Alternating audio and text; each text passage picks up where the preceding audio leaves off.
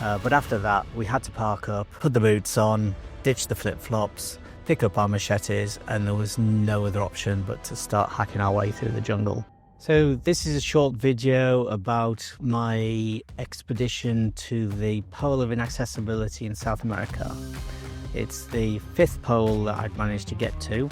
The plan was to fly into Rio de Janeiro, go out to the centre of Brazil, bag the pole and get back in. So it's going to be a very short expedition, this one. When I first looked at it, I thought, well, this is going to be more of a holiday than an expedition, because it's going to be quite nice going down to South America, spend a bit of time in Rio, and then just pop into the hinterland and bag the pole and out. But a little bit of research indicated that the area was a bit more wild than you would think, with a lot of loggers and logging going on. It seemed to be a bit more of a Wild West type area. So just to make sure, decided that I'd take along some security and a medic with us when we were going down there. So it became a bit more of an expedition in terms of planning. All of that turned out to be wrong. It's actually a really nice area when you get into it. The pole is at 14 degrees 3 minutes south, 56 degrees 51 minutes west, which puts it in the Arianópolis area of Mato Grosso in western Brazil. Remember, the Pole of Inaccessibility is the point furthest from ocean in all directions on a continent. So this is the point that's furthest from the ocean in the whole of South America. It's the fattest bit, it's the centre of where you can draw the biggest circle. And it's 940 miles from the ocean in any direction. The area itself, although there's a lot of logging going on there, it was originally an area where they found diamonds in Brazil. It became a diamond rush back in the day, but these days it's more about growing grains, crops like that, like maize, and that's really what it's known for now. But there's also quite a bit of tourism there, and we didn't come across any of the dangers that we've been kind of warned about. It's actually quite a nice place to go and visit for a holiday, I would suggest, if you're into like hunting, shooting, fishing, that kind of thing, or just hiking. I'd thoroughly recommend that you go to Arianópolis. It's a great place. So this expedition took place in May 2023. To get to Arianópolis, we took a flight to Cuiabá, which is still quite a way, still about 200 kilometers away from the point where we wanted to get to. In Rio, I met up with Larry, who came with me on the trip to Africa, if you want to look that video up. The other guy, Jake, who came on that trip, wasn't available, so another person from Global Rescue, Adam, came along. He was medically trained, which we thought was going to be quite good, because we were going into some quite dense jungle. We're going to be throwing machetes around, sticking our feet into holes and all sorts of things that are going on there, as well as the local wildlife. There's pumas are known to be in there, large swarms of bees and various other nasties that you might just want a medic along. The drive took us a couple of hours. We stopped off at Nobre for some snacks, went through Diamantino, which was the centre of the diamond rush that I mentioned earlier. Now it's just probably more of a tourist city than anything else. Before we headed further north towards the pole, where the roads ran out and we got onto it's like red dirt tracks with maize at both sides, and this seemed to go on for quite a while. As we get closer to the Pole of Inaccessibility, the jungle starts to take over some of these tracks. It's getting denser, but there's still tracks to get us quite close. We hadn't really figured out exactly how close we could get. The satellite pictures weren't too clear, but we knew we could get quite close to the pole. In the end, we were managed to drive to within 1.5 kilometers.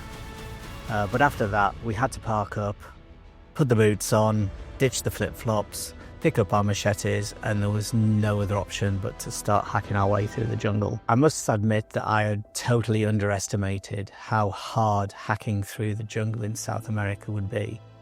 I've done it in Africa several times, done it in Asia, so I just thought it'd be the same as all the other ones that I'd come across. But this particular part of jungle in the South America was much denser than I'd come across before. It was 90% humidity, 38 degrees centigrade, which is about 100 Fahrenheit, and it was really sweaty work getting into the jungle. We headed in, there was 3 of us, we're all fresh, bobby tails, heading off into the jungle. Yeah, this is great expedition. Bosh, bosh, bosh, bosh, really quickly. After about 20 minutes, you start to get a little tired. You're now sweaty. You're starting to dig into your water reserves. So we thought we'd check the GPS to see how far we'd gone.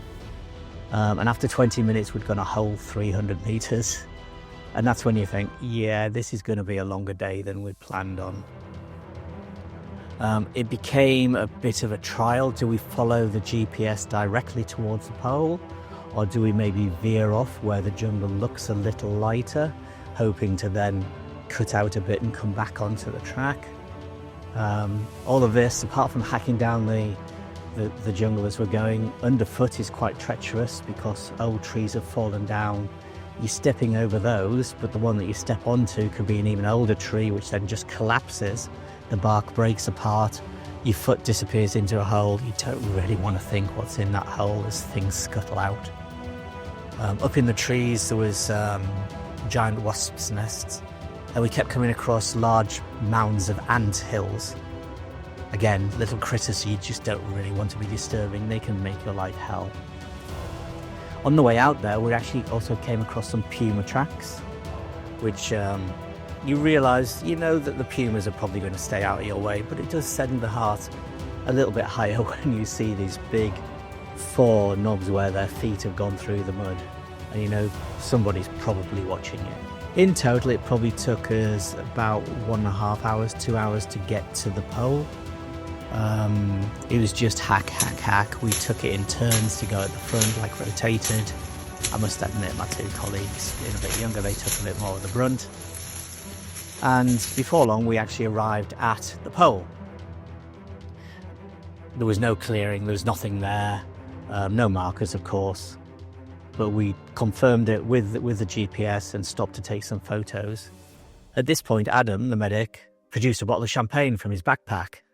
So the hero had carried this through the jungle, all this hacking that we'd reckoned and climbing over things and dipping under trees, and he carried this bottle of champagne. So we had a bit of a celebration there, took photos with the Brazilian flags. We're in the wrong place, so you're talking bullshit. There ain't no blue pole here. Drinking on the job, Chris? No, job's done now. I think we're allowed cork in the jungle. I think so. I think it'll be fine. It's going back to the jungle, right? Send it to its home. Back with its friends, baby. POI, South America. Chris Brown, 2023. Number 5. Number 5, amazing. Chief Bushwhacker. Cheers. Cheers. To be able to hold the flag and to drink the champagne, I'd put my machete down. And we were in a clearing. Well, not a clearing. We did not go outside of an area that was more than 5 meters by 5 meters. We didn't go outside of that. And I could not find my machete after we'd taken the photos. And 3 of us searching such a small area, 25 square meters, 5 by 5, we could not find this machete. And it's unbelievable how things can disappear in the jungle. I lost some sunglasses on the way there. Somebody else lost a glove. It's the jungle just takes things from you. We never did find that machete. We thought that we'd found it at one point because we found a machete stuck in the ground. I thought, I didn't stick it in the ground. If anything, I'd have laid it sideways so we could see it more. And this was a machete that somebody had deliberately stuck in the ground at this point, just in the jungle, just a machete stuck there.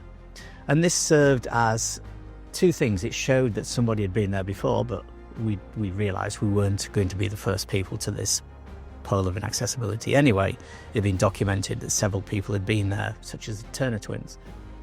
But this machete sticking in the ground at that point also validated the coordinates, because somebody else had been there, and the only reason to go there would be if you knew that it was the pole of inaccessibility. So this was some sort of validation. We're in the right place, and it's kind of cool to find a memento that somebody else had left there.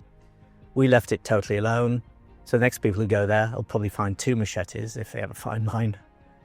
After that, we started the long trek out of the jungle, and you would think, well, that's going to be easier because you've already cut your way through the jungle. But if you've ever done it yourself, you'll realise that you can't retrace your steps because the leaves have fallen back down. You can follow it a little bit, but very soon you think this is where you came in and you're only maybe 1 degree off, and then another degree, and very soon you're 10 meters from your track, and you've got no idea where you'd been. So really getting out of there was as arduous as getting into it.